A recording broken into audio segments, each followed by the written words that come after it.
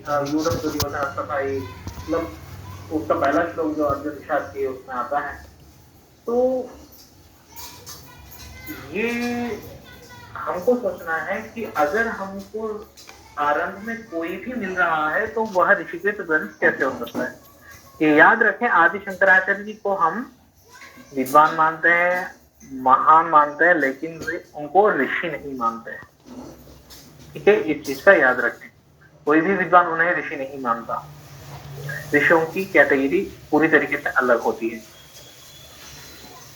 यहाँ हम गीता को इस तरीके से देखेंगे कि गीता क्यों कही गई थी और उसकी आवश्यकता कितनी थी और किसको थी। ठीक है, अगर आप इमेजिन करते हैं, देखिए सिर्फ सुनेंगे तो आपको यूं लगेगा ठीक है कोई बोल रहा है और हम सुन रहे हैं। मैं चाहता हूं कि आप अपनी आंखें बंद करें, क्योंकि आप उस चीज को जो बीत चुकी है उसे अपने आंखों से तो देख नहीं सकते। तो एक बार इमेजिन करिए कि आपके सामने एक समतल भूमि है, ठीक है, जिसको युद्ध के लिए चुना गया है,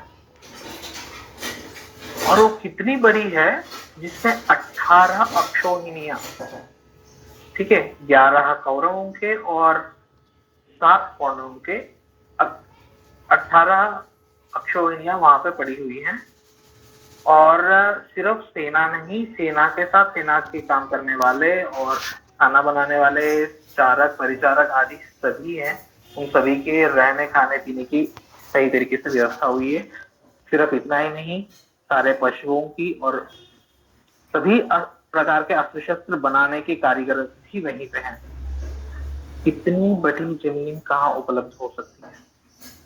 एक समतल भूमि चाहिए लड़ने के लिए, तो वह हो सकती है सिर्फ और सिर्फ उत्तर भारत, वो भी गंगा यमुना के पास।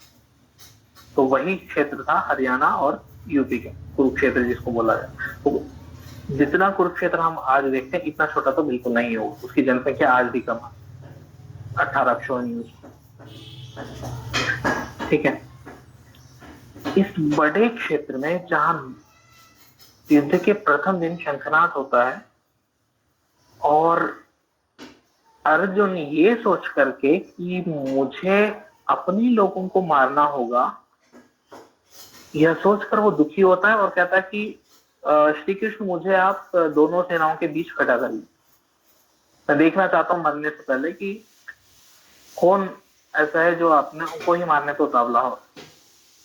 और उसके बाद श्री कृष्ण उसे समझाते हैं कि देखो तुम्हारा ये कर्तव्य है, ये करना चाहिए। अर्जुन समझ जाता है और फिर अंतिम में उसको दिव्य दर्शन देते। मैक्सिमम पार्ट इतना है। फिर युद्ध होगा और उसके बाद महाभारत में बहुत सारी गीताएं हैं, ठीक है, जिसने भी थोड़ा सा उपदेश दिया उसको गीता बोल दिया गया। तो ऐसा बहुत सारी, उनमें एक ही गीता है जिसमें हम श्री कृष्ण जी की बातों को भगवद गीता के नाम से कहते हैं। अब सोचें, पूरे युद्ध में अर्जुन को ही विषाद क्यों हुआ था? क्या अर्जुन असमर्थ था, या अपने कर्तव्य से वो च्युत हो गया था, या बाकी लोग इतने योग्य थे, अपने विवेक से इतने संभले हुए थे कि वो अपना कर्तव्य जानते थे? दूसरा ऑप्शन ये हो सकता है कि वो इतने उन्माद में थे, उन्माद अर्थात पागलपन आप कह सकते हैं, तो इतने उन्माद में थे कि वो सत्ता के लिए एक दूसरे को मारने तक तैयार थे। या फिर यूं कहें कि जो शक्ति, जो परिश्रम, जो टैलेंट उन्होंने वर्षों से सीखा, संभला, उस चीज को दिखाने का उनको मौका मिला था, ये इसीलिए वो लड़ने आए थे।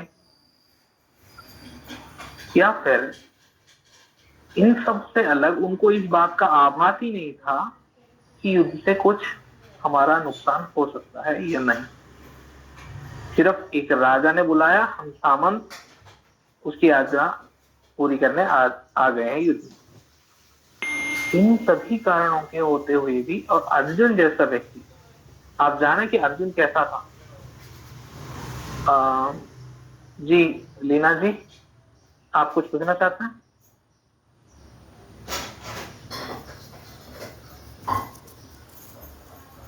आप अनम्यूट करिए एंड प्लीज, या फिर हैंड राइज कर रहे हैं आप तो ठीक है, हम बाद में पूछते हैं। तो अर्जुन जैसा व्यक्ति जो जिसे इंद्र का पुत्र कहा जाता है, ठीक है, ब्रह्मास्त्र की विधि सीखी जिसने,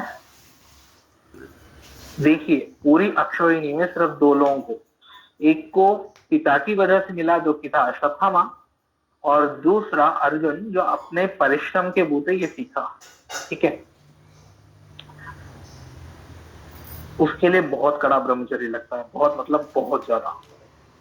ऐसा ब्रह्मचारी व्यक्ति जिसके नाम भी में गुडाकेश जुड़ा हुआ है, गुडा का मतलब नींद, ईश मतलब उसका स्वामी, जो नींद का ऐसा स्वामी है जिसके चाहने पे नींद आती है, अर्थात आप नींद को जब चाहे आप बुला सकते हैं और जब तक चाहे आप उसे रोक कर रख सकते हैं। आप ये सोच सकते हैं ये ऐसे कैसे संभव है, लेकिन ये मेरा पर्सनल एक्सपीरियंस है। आप कभी किसी गुरुकुल में जाएंगे तो वहां के छात्रों से आप पूछ सकते हैं कि नींद कितने समय में पूर्ण होती है, तो आपको बताएं कि 30 सेकंड से लेकर के 8 घंटे तक। आप पूछ सकते हैं 30 सेकंड में कैसा होता है। आप किसी ब्रह्मचारी को काम पे लगाइए और वो दिन भर काम करने के पश्चात रात को सोएगा, उसको नींद कंप्लीट नहीं होगी। अगले दिन जब वो पाठ करेगा, पाठ करते समय वो सोएगा, और सोएगा कितने समय के लिए? सिर्फ 1 मिनट के लिए। उस 1 मिनट की अवस्था में वह अपने शरीर को इस कदर विश्रांति देता है कि उसकी पूरी बैटरी चार्ज हो जाती है। ये हमारे साथ हुआ है। हम अपने गुरुकुल में जितने भी छात्र थे, हम 1 मिनट सोते थे दोपहर में। सोने का कोई प्रावधान नहीं था, सोना मना था, लेकिन काम करके थकने के बाद इतनी नींद आ जाती थी, हमारे पास कोई ऑप्शन नहीं रहता था। तो 1 मिनट वो इतना गहरा होता है कि उस समय शरीर के साथ कुछ भी किया जाए बिल्कुल पता नहीं लगता। हमको याद है कि कभी आचरण सीखे हाथों हम पकड़े गए तो आचरण में डंडे मारे, लेकिन हम फिर भी उठे 1 मिनट के बाद। मोबाइल देखिए, तो चीजें होती हैं। वो गुडाकेश होते हैं जिनकी नींद उनके वश में होती। तो गुडाकेश 2 थे, एक श्री कृष्ण और अर्जुन। अपने इंद्रियों को संभालने में जो इतना समर्थ था, वह व्यक्ति क्यों विषाद में गया, क्यों इतना आसक्त हुआ? उसके इस मोह की हम बात करें तो हम जरा थोड़ा सा और व्यापक तरीके से देखते हैं। आप सबके पास कार, बाइक आदि सभी चीजें होंगी। आप लोगों के किसी भी कार का या बाइक का आप लोगों ने नाम रखा हो तो जरा मुझे बताएं।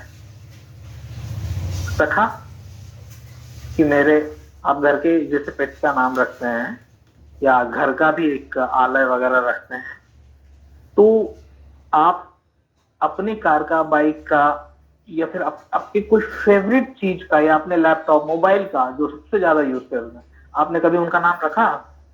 नहीं रखा ना। तो आप सोचिए कि वो मोह की कितनी बड़ी पराकाष्ठा होगी कि लोग अपने तलवार, घोड़े, वो तो पेट्स हो गए, घोड़े के साथ उसका रथ, ध्वज, मुकुट, खड्ग, गदा, धनुष, तीर, हर चीज का वो नाम रखें। मोह की वह पराकाष्ठा को क्या कहा जाए कि जब आप उस चीज के साथ इतने जुड़े हुए हैं कि आप हर चीज का नाम रखते हैं और वो चले जाने के बाद फिर उसका दूसरा रिप्लेसमेंट ढूंढते हैं। आज भी किसी भी साधु सन्यासी से आप पूछेंगे, जो अखाड़े वगैरह में होते हैं, सबके पास शंख वगैरह होता है। अगर एक शंख टूट गया तो बिना किसी चीज मोह माया के वो दूसरा शंख उठा लाता है। कभी वो किसी का नाम नहीं रखते। लेकिन आपको प्रथम विषाद में ही आपको देखिए शंखम दद्मु पृथक पृथक करके आपको श्लोक आए कि इन इन महारथियों ने इन इन नाम वाले अपने अपने शंखों को बजाया। आप देखें, आप अपने सबसे ज्यादा जिसके हाथ में ना रहने से आपको सबसे ज्यादा चिंता होती है, उस मोबाइल का आपने आज तक कभी नाम नहीं रखा, तो ऐसे कौन से योद्धा थे जो मोह की इतनी पराकाष्ठा पे थे, उन्होंने आपने हर चीज का नाम रखा। अर्जुन के भी नाम है, अर्जुन के अस्त्रों के भी नाम है। उसको भी कपिध्वज बोला जाता था ना, उसका हनुमान जी के मतलब उनके झंडे पे हनुमान जी रहते थे तो कपिध्वज उनका नाम होता था। तो जो ब्रह्मचारी है, जो पूरी तरीके से समर्थ है अपने इंद्रियों के शमन करने में, मैं आपको बता रहा हूं शमन और दमन दोनों अलग चीज। दमन होता है इंद्रियों का दमन करना, इंद्रियों का निग्रह करना, किसी चीज से जाने से रोकना, इस दमन, ठीक है, जिसको हम ब्रह्मचर्य में सीखते हैं। और जो अपने इंद्रियों का दमन करने में सक्षम होता है उसे ब्रह्मचारी का नाम दिया जाता है, ठीक है। जो इंद्रियों का शमन करता है अर्थात शांत हो जाती है। एक एग्जांपल देता हूं, अगर हम एक मिठाई देख रहे हैं तो किसी के मुंह में पानी आ रहा है लेकिन उसने अपने आप को रोका, यहाँ पे आपका है दमन, जबरदस्ती आपने उसको रोका है, ठीक है। लेकिन एक समय के पश्चात अगर वह चीज आपके आंखों के आगे बार बार आती है या फिर आपने उसको कई बार खा लिया है, तो वह आपके लिए शांत हो जाती है, आपकी इंद्रियां उस तरफ नहीं जाएंगी क्योंकि उसने उसका उपभोग कर लिया है, ठीक है। तो यहाँ दो चीजें हैं, दमन करने के पश्चात अगर उसकी सत्यता पता लग जाए तो शांत होती है, या तो उसका उपभोग करने के पश्चात उसका सत्य पता हो जाए तो शांत होती है। तो शांत होना ही वैराग्य की निशानी है। तो जो अर्जुन, जिनका नाम गुड़ाका था, वो शम में थे, दम में भी नहीं। उनका ब्रह्मचर्य पूर्ण हो चुका था, वो गृहस्थ भी थे, उसके बाद भी वो शम में थे। आपको याद होगा एक कहानी है जहाँ पे वो अस्त्र मतलब वनवास में अस्त्र लेने गए थे और उर्वशी वगैरह से उनका संवाद हुआ था, तो उन्होंने माते कहा था, फिर उनको बिरने लगा, शाप मिला। तो ये सारी कहानी बताती है कि वो अपने इंद्रियों के दमन के साथ नहीं बल्कि शम के साथ उन्होंने अपने इंद्रियों को इस कदर ढाला कि उनमें इच्छा उत्पन्न ही नहीं होती, ठीक है। तो ऐसा व्यक्ति जिसकी इंद्रियां शमन में आ चुकी है या जो वैराग्य को प्राप्त हो चुका है, ऐसा व्यक्ति विषाद को प्राप्त होता है। और विषाद भी कैसा विषाद? ओके, विषाद भी कैसा विषाद कि हमको ये पता लगता है कि मुझे अपने बाप दादा को मारना है, सिर्फ इसीलिए मारना है क्योंकि मेरे बड़े भैया चाहते हैं कि उनको राज्य मिले, ठीक है। ये इस कदर हो सकता है कि उनमें मेरे एक गुरु हैं, एक पितामह हैं और दूसरे भाई हैं, तो भाइयों से तो वैसे भी दुश्मनी ही थी। अगर पिता और गुरु से इतना था, सीधी बात है, आज के जमाने में अगर आप ये सोचते हैं कि जो मेरे बहुत प्रियतम गुरु, आपके क्लास के प्रोफेसर हो, टीचर हो, जो आपका अप्रतिम शत्रु हो, अगर वह उसके सपोर्ट में हो तो आपके गुरु के पास प्रति जो आदर है, श्रद्धा भाव है ना, वो आधा तो वैसे ही घट जाता है। और जो द्रोणाचार्य ने शिष्यों के साथ किया था उसके साथ तो वैसे भी घटा। अब देखें, अर्जुन जी थोड़ा सा करेंगे प्लीज, थैंक यू। अर्जुन अपने शिष्यावस्था में मतलब गुरुकुल में जब वो सीख रहा था, घड़े का पानी जल्दी से भर के वो लेके जाता था। उसमें ट्विस्ट ये है कि जब सभी शिष्यों को नदी से पानी लाने दिया जाता था, सबके घड़े का मुंह छोटा होता था और अश्वत्थामा जो उसका द्रोणाचार्य का बेटा था, उसके घड़े का मुंह बड़ा होता था। तो उसका पानी जल्दी भर जाता, वो आ जाता और उसको एक्स्ट्रा अपनी शिक्षाएं द्रोणाचार्य उसको दे देते। तो अर्जुन अपने घड़े को अन्य उपायों से जल्दी भर के अश्वत्थामा के साथ ही वह उसके पास पहुंचता। तो मजबूर होकर के द्रोणाचार्य जो शिक्षा अश्वत्थामा को देते वही अर्जुन को भी दे देते, और उसी का फायदा उठा करके अर्जुन एक्स्ट्रा टाइम के साथ रात को भी प्रैक्टिस कर लेता। तो इस तरीके से अर्जुन अग्रगण्य हो गया। अब ये सोचा, इतने साल सीखने के पश्चात भी अर्जुन ने उनके प्रति आदर भाव रखा, तो यह सहनशीलता का कितना बड़ा उदाहरण है। आज के टाइम में ऐसा एक दो बार भी कर ले ना, कोई भी प्रोफेसर कर ले, तो यूं समझ लीजिए कि उसके सारे शिष्य मंडल उसके विरुद्ध खड़ी हो जाएगी, सभी, पूरा स्टाफ वगैरह सब कुछ। लेकिन उसने कभी इसकी शिकायत नहीं करी, किसी को नहीं करी, और ना ही अब अर्जुन अपने किसी भाई वगैरह को भी नहीं बता पाया, बताया भी होगा तो उनको पानी भरना आया नहीं। ठीक है, अब आप सोचिए, जो इतना शांत हो चुका है कि उसके साथ होने वाले अन्याय को भी वह सहजता की दृष्टि से देखता है, तो अपने दुश्मन के प्रति खड़े हुए या दुश्मन के साथ खड़े हुए अपने किसी को भी मारने में उसको दुख कितना है। द्रौपदी के साथ जो हुआ था उस समय ये दोनों साथ में, मतलब वहीं पे खड़े थे, धृतराष्ट्र के साथ थे और कुछ नहीं बोल रहे थे, तो एक अपराध तो वो भी था। इस पूरी गीता में श्री कृष्ण ने कभी उनके इन गलतियों का उल्लेख नहीं किया, ये उल्लेखनीय है। श्री कृष्ण ने ये नहीं किया कि वो गलत थे इसलिए तुम उनको मारो, बल्कि उन्होंने ये कहा कि यह तुम्हारा कर्तव्य है कि तुम जिस काम के लिए आए हो वो चीज तुम्हें करनी चाहिए। याद रखें, इमोशन और कर्तव्य दोनों, मतलब जमीन आसमान का फर्क है दोनों। आप अपने माता पिता के प्रति भी, क्योंकि वहां तो फैमिली ही थी सेना में, आप देख रहे हैं कि आपके माता पिता आपके अगेंस्ट हो तो भी आपको कर्तव्य निभाने का ही उपदेश श्री कृष्ण देते। क्यों? क्योंकि इमोशंस आप अज्ञानतावश लेते, आपके अंदर किसी भी प्रकार का इमोशन है तो वह आपकी अज्ञानता है। अगर आप किसी भी चीज को कर्तव्य पूर्व करते हैं तो वो है आपका ज्ञान, या आपने उसकी सत्यता को पहचाना। दया, करुणा आदि जो भी चीजें हैं जिनके बारे में आप जानते हैं कि अगर किसी के साथ कुछ गलत हुआ है आपको सहायता करनी चाहिए, क्योंकि आप समर्थ हैं, आप सहायता करने में समर्थ।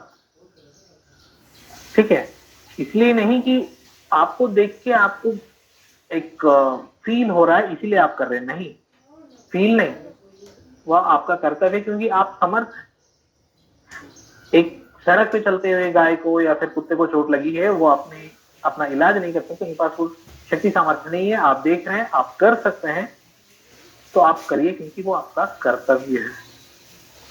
इमोशन लेकर के नहीं, वरना ये बोलेंगे इमोशन फुल होकर के नहीं। तो अर्जुन को पूरे गीता समझाने का सिर्फ एकमात्र उद्देश्य यही था कि तुम जिसके लिए आए हो ना, तुम वो करो। मैं ये नहीं कहता तुम मारो, मैं ये कहता कि तुम उनका विरोध करो। तुम युद्ध के लिए आए हो तो अपने प्रतिद्वंदी के हिसाब से देखो। तुम यहाँ पे खड़े हो तो मित्रता के नाते तुम नहीं खड़े हुए, और जो तुम्हारे प्रतिपक्षी बनकर तुम्हारे सामने आए हैं उन्होंने भी तो सोचा ही होगा कि मुझे अपने बेटे या पोते को मारना है। अगर वे अपने कर्तव्य के साथ हैं तो तुमको भी कर्तव्य के साथ होना चाहिए, अगर वे विरोध के साथ हैं तब भी तुमको कर्तव्य के साथ ही होना चाहिए। ये रणभूमि कभी किसी का इमोशन नहीं देखती। ये हमारी मूर्खता है कि रणभूमि में हमने क्षमा जैसी चीजों का उद्गम या उद्भाव किया है। सबसे बड़ा एग्जाम्पल पृथ्वीराज 16 बार नहीं थी हमारे उसमें, कहीं भी नहीं है क्षमा याचना वगैरह ऐसी चीजें हमारे उसमें नहीं, हमारे उसमें संधि। ठीक है, संधि होने के बाद भी क्षमा याचना नहीं होती वहां, उससे सब कुछ ले करके ना उसको या तो छोड़ दिया जाता है या देश निष्कासित किया जाता है या फिर अपने ही नीचे अंडर में उसको एक छोटा सा सामंत बना दिया जाता है। नहीं है हमारे पास। अगर रणभूमि में क्षमा है तो फिर कर्तव्य कहाँ रह गया वहां पर। तो ये सारी चीजें जब श्री कृष्ण उनको बता रहे थे, अब सोचने वाली बात यह है कि जिस व्यक्ति ने ब्रह्मचर्य का पालन किया, जिसकी सभी इंद्रियां अपने वश में है, ठीक है, और रणभूमि है, याद रखें रणभूमि है वो, और उस रणभूमि में एक दिन के घायल होने पर अगले दिन मतलब रात भर में उसकी ऐसी चिकित्सा हो जाती थी कि उसके घाव मिट करके अगले दिन वो लड़ने आता। तो आप सोचें दवाइयां कितनी उत्कृष्ट रही होंगी, कितने अच्छे वैद्य रहे होंगे, और उनका खान पान कितना सुदृढ़ होगा, ठीक है, कि ऐसी एनर्जी पूरी बॉडी में पूरे दिन भर है कि सुबह से सूर्योदय से सूर्यास्त तक लड़े ही जा रहे हैं, ठीक है, अप्रोक्सीमेटली 12 घंटे तो मान ही लीजिए। तब से तब तक लड़ रहे हैं लेकिन एनर्जी खत्म नहीं होगी। तो इस प्रकार की इतनी सारी चीजें होने के पश्चात भी अगर आपको ये लगता है कि श्री कृष्ण जी को अर्जुन का ये उपदेश, अर्जुन को ये उपदेश देना कि भाई तुमको ये खाना चाहिए नहीं खाना चाहिए, ये सोना चाहिए नहीं सोना चाहिए, तुम्हें ये सोचना चाहिए नहीं सोचना चाहिए, कि कितना तर्कसम्मत है। जो व्यक्ति जानता है, सालों से जिसका पालन कर रहा है, वह व्यक्ति को आप समझा रहे हो कि भाई तुमको पलांडु नहीं खाना चाहिए, वो तामस भोजन होता है। ब्रह्मचारी को तो पता ही है, हर ब्रह्मचारी को पता होता है कि कौन सा भोजन तामसिक है, कौन सा राजसिक है और कौन सा सात्विक है, क्योंकि वह निद्रा पे वश में, निद्रा को वश में कर चुका है। निद्रा पे जिसका वश चलता हो वह व्यक्ति निश्चित रूप से तामसिक, राजसिक और सात्विक भोजन में और व्यवहार में फर्क जानता है, वरना संभव ही नहीं कि वो अपने निद्रा पे वश रख सके, ठीक है। इन सभी चीजों को फिर मिलाया क्यों गया था? होता ऐसा है कि जब कोई कथावाचक या कोई विद्वान अपनी बात को लोगों तक पहुंचाता है और किसी एक व्यक्ति विशेष के माध्यम से पहुंचाता है, तो तब चीजें कि आगे जाकर के ये मिस ना हो जाए तो बड़े लोगों के नाम से डाल दी जाती है। महाभारत के साथ यही हुआ, और श्री कृष्ण जी के नाम से जितने सारी चीजों में डली है उसकी कोई गिनती नहीं है। पुराणों में तो बहुत सारी चीज।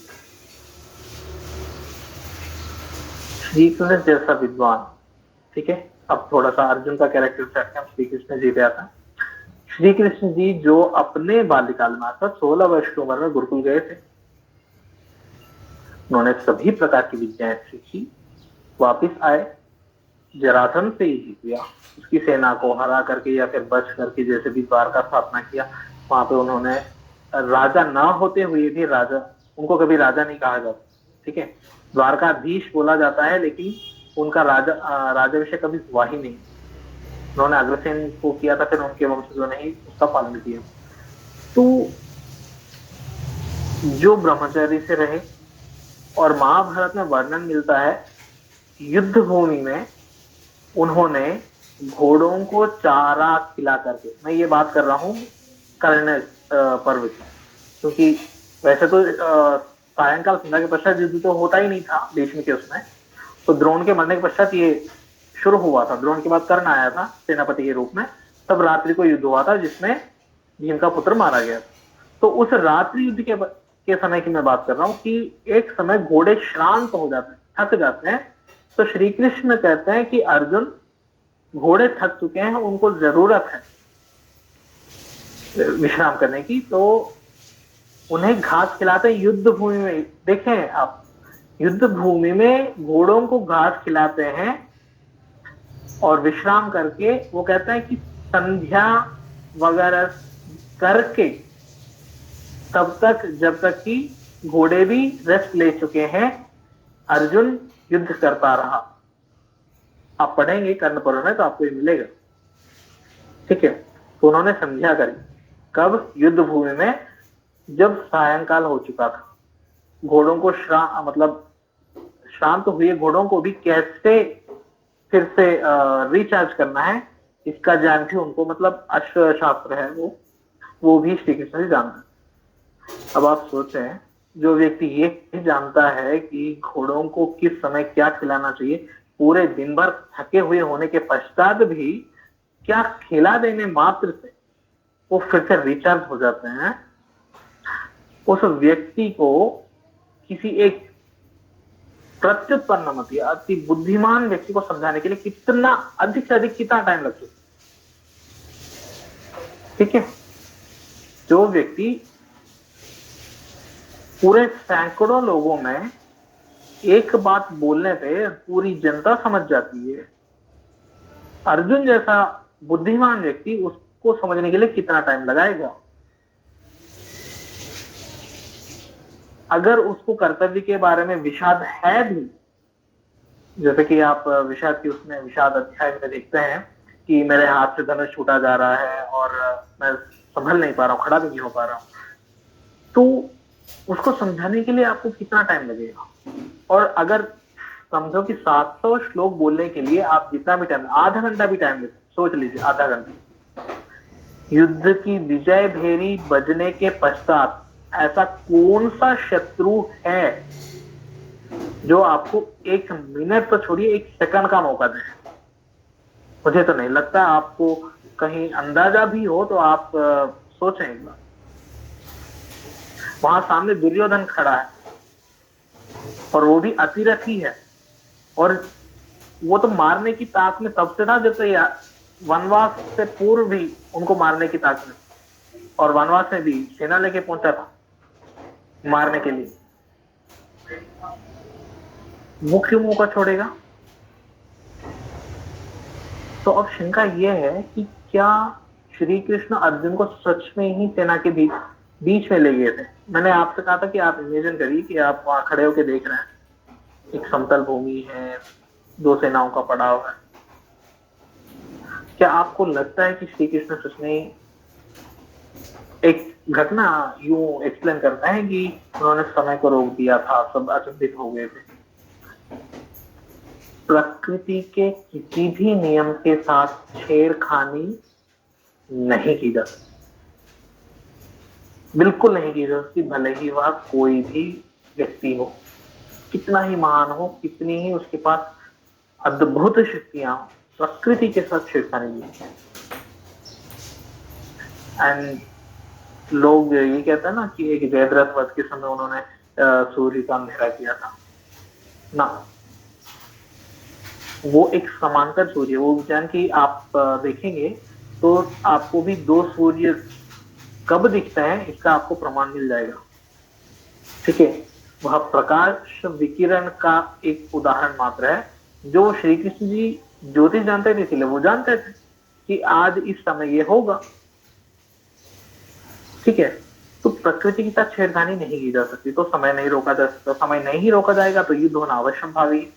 तो सेना के बीच में ले जाकर रथ रोकना असंभव है, क्योंकि अगर उसने रोक दिया और उसने गांडी 2 मिनट के लिए भी रख दिया, मिनट तो छोड़िए सेकंड के लिए भी रख दिया, तो बाणों की वर्षा इतनी भयंकर होती कि अर्जुन और श्री कृष्ण वहीं मर जाते। पूरे 18 दिनों में अर्जुन के घोड़े कभी भी नहीं मरे, आप ये याद रखें। सबके घोड़े मरे, सबके घोड़े मरे, अर्जुन के नहीं। क्यों? सारथी श्री कृष्ण। तो ऐसा सारथी जो अश्वों की राशों को मरने से बचा रहा है इतनी भयंकर बाण वर्षा में, वो अपने रथी का ध्यान क्यों नहीं रखेगा? वो क्यों युद्ध भूमि में उस समय लेके जाएगा जब ये रणभेरी बज चुकी है और सब स्टार्ट हो चुके? ठीक है, अब इसको एक दूसरे तरीके से सोचता है। आपको वैदिक शक्तियों के बारे में कभी आभास हो या आपने कभी सुना हो तो, या फिर आप गूगल भी कर सकते हैं। मैं एक हिस्ट्री बताता हूँ। 300 साल पुराने एक आंध्रा के या रायलसीमा के राजा हुआ करते। ये अभी हाल ही की बात है, ठीक है। राजा विजेंद्र वर्मा उनका नाम है। तो सिर्फ कहानियां हैं कि वह अपना संदेश दूसरे राजा के पास पहुंचाने के लिए कोड का इस्तेमाल करते थे। कौन से कोड का? कि एक व्यक्ति को बेहोश करके अवचेतन अवस्था में, बेहोश मतलब हिप्नोटाइज, अवचेतन अवस्था में उसको कोई संदेश दिया जाता जिसका उसे पता भी नहीं होता, और उसके बाद होश में ला करके उसको उस राजा के पास पहुंचा दिया जाता, और फिर वही क्रिया दोबारा दोहराई जाती। उसे हिप्नोटाइज किया जाता, फिर बुलवाया जाता, और फिर उसे वापस भिजवा दिया जाता। तो इस अवस्था में संदेश का आवागमन हो चुका है, लेकिन जिस व्यक्ति के माइंड में था उसको तो पता भी नहीं था कि संदेश क्या था, ठीक है। यही दूसरा पैटर्न, उसका एक हल्का सा आप एग्जांपल नार्को टेस्ट में देख सकते हैं। उसके माइंड में जो होता है वो बता देता है, लेकिन उसे पता भी नहीं होता कि उसने क्या बताया है, ठीक है। दूसरी शक्तियां हैं टेलीपैथी। जो आप मन में सोच रहे हैं वह किसी अन्य व्यक्ति के मन में आप उसे उसी विचार को पुनर्स्थापित कर सकते हैं। आप यह कर सकते हैं कि आप जो सोच रहे हैं वह व्यक्ति भी सेम वही सोचे जो आप उससे सोचने के लिए कह सकते हैं, ठीक है। तीसरा विषय, एक आपने सरनेम बहुत सुना होगा, द्विवेदी, त्रिवेदी, चतुर्वेदी, राइट। वेदी का मतलब होता है एक वेदी। मैं एग्जांपल बता रहा हूं। वेद, आरण्यक, श्रौत, शुल्बसूत्र, सभी प्रयोग मतलब विधि और प्रयोग के साथ उपनिषद या उस शाखा के, अगर वह यजुर्वेदी है तो उसका शुक्ल यजुर्वेद, ठीक है। शुक्ल यजुर्वेद की शाखाएं, उसमें भी काण्व या माध्यम दिन, तैतरी आदि देखना पड़ेगा। तो अगर माध्यम दिन है उसका वाजस्नेही जो है, तो उसकी शाखा के कितने ब्राह्मण हैं, कितने आरण्यक हैं, कितने उपनिषद हैं, और कितने श्रौत सूत्र और उनके प्रयोग हैं, इन सब का अध्ययन करने के लिए एक उम्र में, अगर आप एक जीवन की बात करते हैं तो अप्रोक्सीमेटली आपकी उम्र 18 हो जाती है। मैं ये कम से कम बता रहा हूं, जो अत्यधिक विद्वान हो, जो एक बार में सुन के याद कर ले, उसकी उम्र है 18। थोड़ा सा भी इधर उधर हुआ तो आपकी उम्र 25 तक जाती है वो सब पढ़ने के लिए। मैं एक वेद का बता रहा हूं, ठीक है। प्रकृष्ट बुद्धि की 25 तक पहुंचती, और उन प्रयोगों को करने के लिए उसका पूरा जीवन लग जाता है एक वेद का, ठीक है। नाउ इसे द्विवेदी। कोई भी ब्राह्मण अपनी शाखा कंप्लीट किए बिना दूसरी शाखा कभी ज्वाइन नहीं करता, ठीक है। ये उनमें अपराध माना जाता है। वैदिक ब्राह्मण कभी ये चीज नहीं करेंगे, ठीक है। तो एक ब्राह्मण अपनी पूरी शाखा कंप्लीट करे, फिर उसके बाद दूसरी शाखा जाए, तो उसके लिए पूरी जिंदगी लग जाएगी उसको। एक जिंदगी में संभव नहीं हो पाएगा। तो फिर ये द्विवेदी, त्रिवेदी, चतुर्वेदी बने कैसे?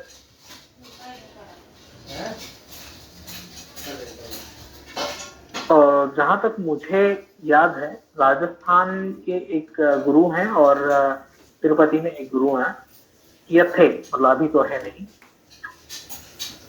अपनी विद्या शिष्य को बिना किसी मेहनत के ट्रांसफर किया जाता है। मतलब आज के जमाने की बात की जाए तो पिता गुरु की मेमोरी उठा करके शिष्य के माइंड में चिपका दी। दिस इज एक छोटा सा एग्जाम्पल आईटी के।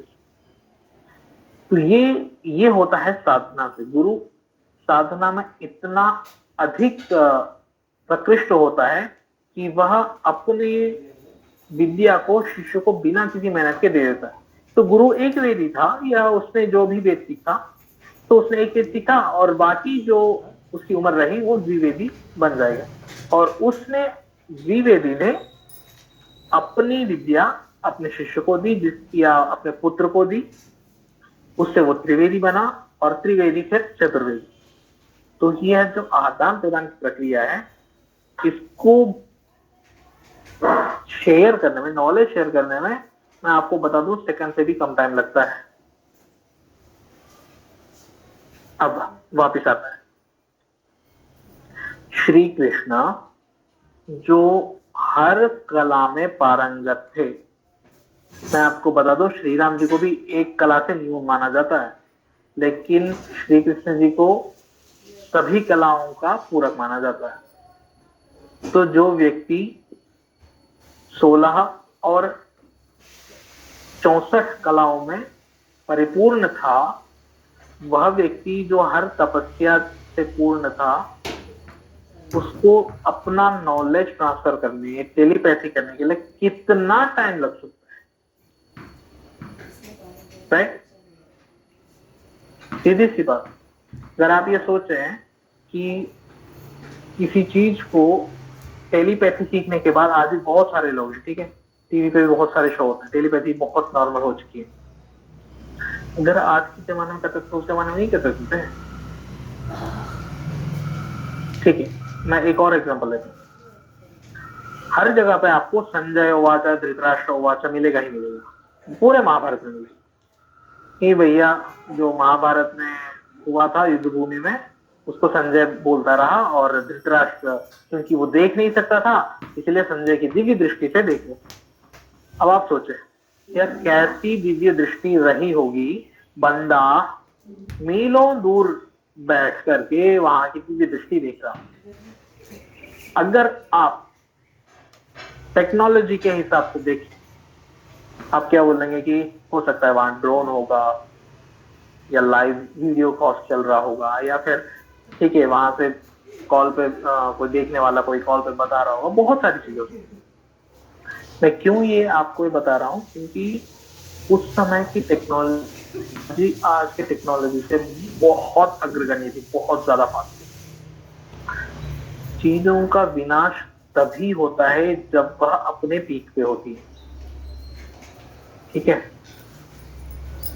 किसी भी चीज का विनाश देख लीजिए, वह अपने पीक पे आने पे ही उसका नष्ट होना शुरू होता है। आपके जीवन का भी, जब आप अपने जीवन के अति उत्कृष्टतम पल जी रहे हो, उसके तुरंत बाद आपका पतन शुरू होता है एंड तक, और वो जाके रुकता है। ये हर चीज के साथ है, ये प्रकृति का नियम है कि जीरो से ऊपर जाना और ऊपर से वापस जीरो पे आना। ठीक है, तो उस समय टेक्नोलॉजी इतनी अधिक थी, उन्होंने किया, माना। अब इतनी सारी टेक्नोलॉजी होते हुए श्री कृष्ण को अर्जुन जैसे व्यक्ति को समझाने में कितना टाइम लग सकता है, और कितनी बातें हो सकती। एग्जाम्पल सोचिए, मैं अभी 1 घंटे में जितना बोल रहा हूं ना, इसको अगर आप श्लोकबद्ध करेंगे तो मैं कह सकता हूं 1 या 2 मिनट के अंदर उन सभी श्लोकों को आप बोल देंगे जो मैं 1 घंटे में बोल रहा हूं। श्लोकबद्ध बहुत सारांश रूप में होता है, बहुत ही सारांश में होता है, हर वाक्य को आप कोट नहीं कर सकते। तो श्री कृष्ण जी ने उनको इतना सारा समझाया, फिर उस चीज को व्यास जी ने श्लोकबद्ध किया, उस व्यास जी के श्लोकबद्ध किए हुए चीज को उनके शिष्यों ने विस्तृत किया, फिर उनके शिष्यों के द्वारा जो लिखा गया उसको बाकी विद्वानों ने विस्तृत किया। आप सोचें कि इस पूरे टाइम में कितना लंबा टाइम, अगर 700 या उस हिसाब से सोचें कितना लंबा टाइम लग जाता। अगर व्यास जी की बात माने तो हो सकता है 2 मिनट में खत्म कर दिया हो, और क्या पता रथ बीच में गया ही ना हो, क्योंकि रणभेरी तो बच चुकी थी, समय रोकना असंभव था। तो समय रोकने वाली चीज लाई किसने? तो इन सभी प्रकार की चीजों को आप सोचें, क्योंकि आप महाभारत के उस कुरुक्षेत्र के साइड में खड़े होकर के आप एक दर्शक के रूप में आप उसे देख रहे हैं। ठीक है, जब स्पीच शुरू होगी भगवत गीता की, श्री कृष्ण जी बोलेंगे, तब आप देख लेना, बात की बात। लेकिन अभी आपको जो दिख रहा है, क्या इतना संभव है कि दुर्योधन जैसा दुर्दांत व्यक्ति युद्ध भूमि में रणभेरी बजने के पश्चात वह मौका देगा अर्जुन को कि अपना गांडी वो नीचे रख दे और ये उसे बिना मारे छोड़ दे? दुर्योधन भले ही छोड़ दे, कर्म तो बिल्कुल नहीं छोड़ेगा। बताओ, संभव है? आपको लगता है कि श्री कृष्ण जैसा बुद्धिमान व्यक्ति ऐसी मिस्टेक तो बिल्कुल नहीं करेगा? तो क्या सचमुच में रथ दोनों सेनाओं के बीच खड़ा था इतनी देर तक? अगर वो घूम करके भी निकल जाए ना, तब भी बाणों की वर्षा में कोई कमी नहीं होगी।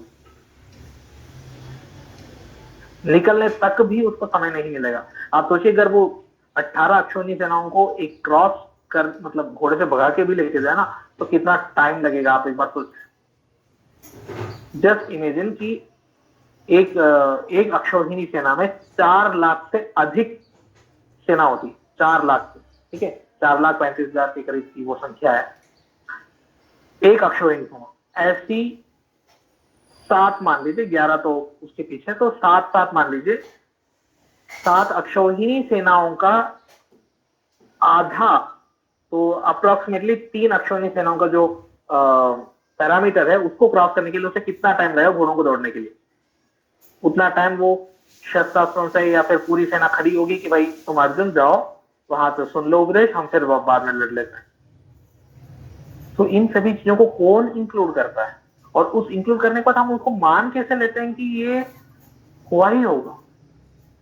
संभावनाएं कितनी? तो अब ये भगवत गीता के ऊपर जो आपका विचार था कि ये श्री कृष्ण ने ऐसे किया और इस सिचुएशन में ये हुआ, आप सोचे कि क्या ये सिचुएशन ऐसा ही था? ऐसा था तो क्यों था? अगर नहीं था तो क्यों नहीं था? इसका विचार आपको करना चाहिए। क्योंकि महाभारत, जिसे विश्लेषित करने के बाद पूरी महाभारत के नाम से जाना जाता है, अर्थात जितने भी उपलब्ध पांडुलिपियां, उनका विश्लेषण करने के पश्चात उसको एक ग्रंथ का नाम दिया जिसका नाम है पूरी महाभारत। ठीक है, भांडारकर पुणे जो लाइब्रेरी है उसने ये रिसर्च किया है। उनमें बहुत सारे पाठ भेद, बहुत सारे पाठ भेद, ठीक है, गीता में भी बहुत सारा है, श्लोकों में भी, और श्लोकों के वचनों में भी, शब्दों में भी बहुत सारा पाठ भेद। तो इन सभी चीजों को ध्यान में रखते हुए आप सोचें कि वह उस, अभी आप कुरुक्षेत्र के किनारे खड़े हैं, तो सोचें कि युद्ध के समय में श्री कृष्ण रथ ले जाएंगे क्या, और ले जाते हैं तो अर्जुन को समझाने में उनको कितना टाइम लगेगा। अगर टाइम लगता भी है तो उनकी जो शक्तियां हैं, टेलीपैथी है या विद्वत्ता है या फिर अन्यान्य जो वैदिक शक्तियां जो गुरुकुल में सिखाई जाती है, उनका क्या हो? ठीक है, क्योंकि मैं आपको बता दूं, नारायणास्त्र जो अश्वत्थामा के चलाए जाने के पश्चात श्री कृष्ण जी ने सिर्फ यह समाधान दिया था कि भाई हाथ जोड़ के खड़े हो जाओ, वो खत्म हो जाएगा। तो जो व्यक्ति साम दाम दंड भेद के साथ विनय अनुनय आदि सभी प्रकार की चीजों से अवगत हो, वह व्यक्ति सामने वाले के अस्त्र शस्त्रों का निदान भी जानता हो उस व्यक्ति को, और जो व्यक्ति ये भी जानता हो कि किस समय में किस व्यक्ति को क्या बात कहनी चाहिए। मैं इसका एग्जांपल इसीलिए बता रहा हूं क्योंकि राम, श्री राम के बारे में एक है कि विश्राम नाभिसंधत्ते विस्थापयति नाश्रिता विर्ण ददाति चार्तेभ्यो रामो दीर्णाभिभाषते।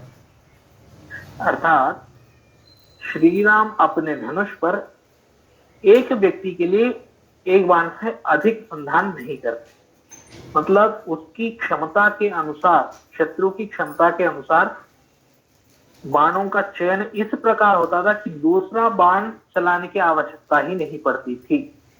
यह उनके बारे में कथन है। और अगर किसी सेवक को रखा, अगर किसी सेवक को नौकरी पे रखा, तो इतना सोच समझ के रखते कि उस व्यक्ति को दोबारा कि कोई काम बोलने की भी जरूरत ना पड़े, इस तरीके से व्यक्ति का चयन होता था। विस्थापयति नाश्रितान विर्नराति चार्तेभ्यो, अगर किसी को दान देना है तो पूछने वाले व्यक्ति को इतना दिया जाता कि वह जिंदगी भर फिर पूछने, मतलब कुछ पूछने की इच्छा ही खत्म हो जाए।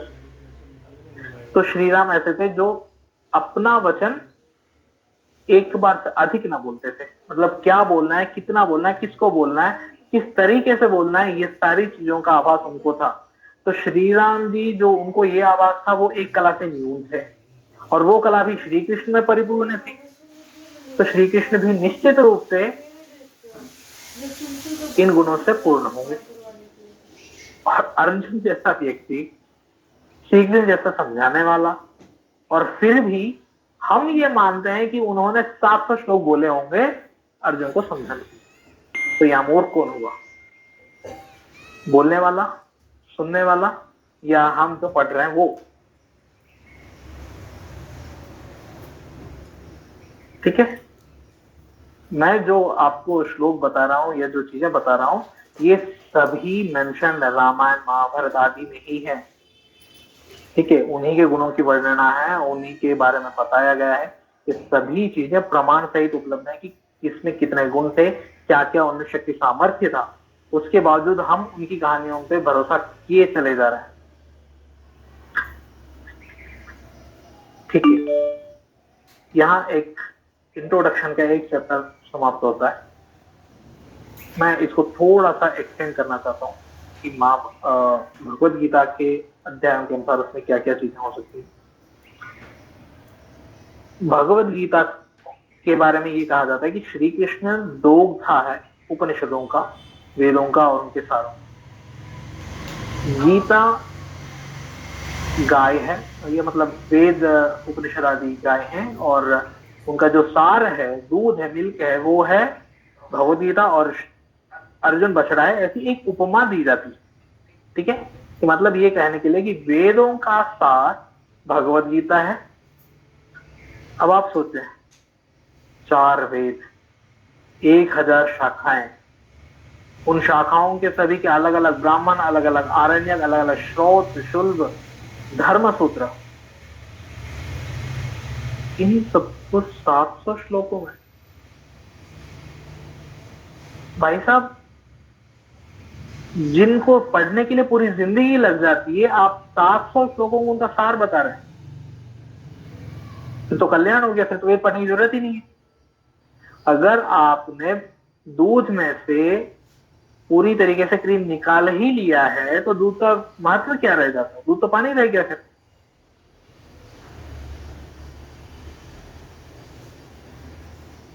जो ये कहते हैं कि सारभूत है, तो मैं कह दूं कि ये सारभूत हो ही नहीं सकता। वेद है अपौरुषेय, ठीक है, ब्राह्मण, आरण्यक इत्यादि चीजें हैं ऋषिकृत, और जो महाभारत है, जिसे आप शतसाहस्री से भगवत गीता उठा करके 700 श्लोकों का भगवत गीता बनाए हो, वह मनुष्यकृत है। और एक मनुष्य ऋषि के समतुल्य तो कभी नहीं हो सकता, कभी नहीं हो। तो जो मनुष्यकृत चीजें हैं, उन पे हमारा विश्वास कितना होना चाहिए, कितना उसमें सत्ता हो सकती है, या हम उसकी कितनी परीक्षा करते हैं। भगवत गीता में अच्छी है बुरी है, मैं उसकी बात ही नहीं कर रहा हूं। भगवत गीता की सत्यता कितनी है, उस पे इतने सारे प्रश्न, एक दो नहीं, बहुत सारे। उनमें से कुछ मैं आपके सामने रखा। जो भगवत गीता को नहीं मानते होंगे, अगर आप उनके तर्क होंगे तो बहुत बहुत ही अलग तरीके से होगा। मैं आपको एक हिंट के रूप में एक बताता हूं। जैन ग्रंथों में ना एक ग्रंथ बनाया हुआ उनके विद्वानों ने, उसका नाम है धर्मामृत अनागार। अगर किसी ने पढ़ी हो तो ठीक है, अगर आप पढ़ें तो पूरे विद्वत्ता के साथ, पूरे विश्लेषण के साथ पढ़ें, क्योंकि आपकी स्थिति डगमगा सकती है वो किताब पढ़ने के बाद। उसने ऐसे ऐसे श्लोकों का गठन किया है और उनका अर्थ इस कदर तोड़ा है कि आपको सनातन धर्म से हेट शुरू हो जाएगा। इस कदर बहुत बुरी तरीके से किया उन्होंने। जैन ग्रंथ है ये, ठीक है, धर्मामृत अनागत। आपको उसमें बहुत सारे श्लोक मिलेंगे जहां उसने पुराणों से, महाभारत, रामायण, मतलब जितने भी सनातन धर्म के ग्रंथ हैं उन सब से ऐसी चीजें उन्होंने इकट्ठी करी हैं जिनसे सनातन धर्म की चोट की जा सकती। ठीक है, वो बहुत कई भागों में विभक्त है, वो छोटी बुक नहीं है, बहुत बड़ी बुक है वो। ठीक है, तो उनके सवालों का जवाब हम बाद में कभी ढूंढ लें, जो हमारे ही सामने घूम रहे हैं उनका हम जवाब ढूंढ लेते हैं। तो अब आपके दिमाग में एक क्लैरिटी तो आई होगी कि गीता है तो कितनी है, या कितनी हो सकती है, या कितने हम समझते हैं। ठीक है, तो अगर हम उनमें से उन चीजों को काट दें जो एक्चुअल में गीता नहीं है, कैसे?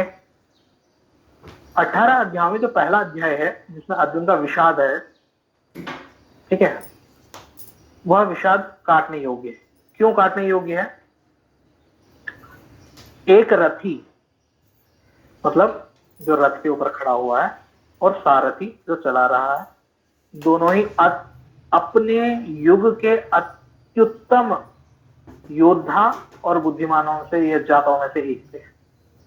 ठीक है, तो सारथी को इस बात का तो तुरंत ही आभास होगा कि मेरा रथी घबरा रहा है।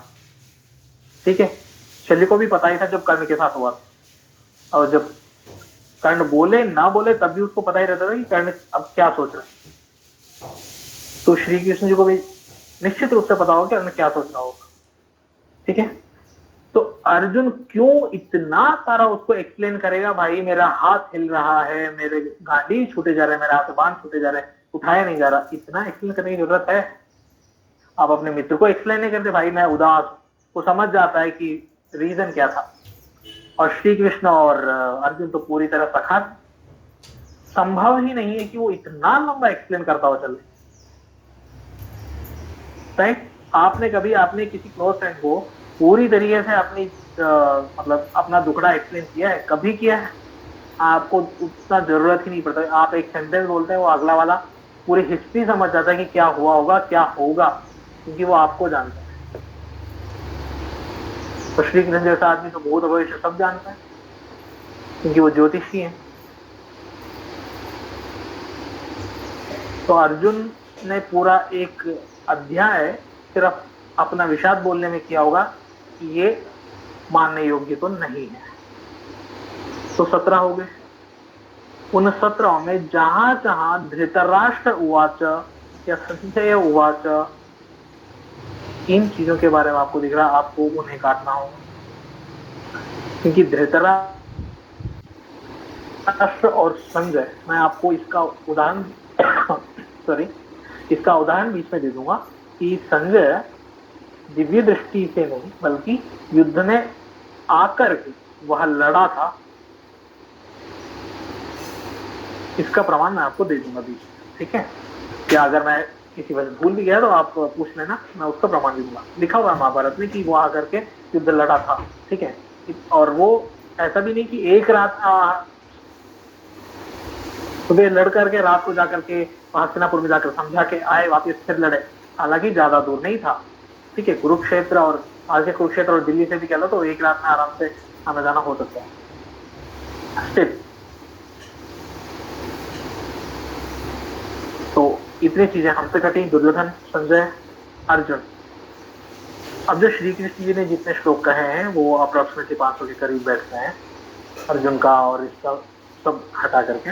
तो उन 500 श्लोकों में भी जो चीजें सत्व रजस तमस, बुद्धि, खान पान, आचार व्यवहार, इनकी स्मृति वाली बात है। मैं आपको बता दूं, श्रुति में कहीं भी ये नहीं बोला जाएगा भाई साहब तुमको अब सोना है, अब उठना है, अब खाना है, अब नहीं खाना ना। ये चीजें वेद में नहीं जाता। इतने लो लेवल की समझाने लगे तो फिर वेद क्या रहेगी? ये काम तो श्रुतियों और ये काम तो स्मृतियों का है। आपको मनुस्मृति में मिल जाएगा कि भाई इसके बाद सोने वाला, इसके बाद संध्या करने वाला नास्तिक है, पापी है, या ये होता है, ये वो होता है, ये सभी आपको चीजें स्मृति मिलेंगी। और स्मृतियां अलग अलग समय पे अलग अलग जगह पे कई लोगों ने लिखी।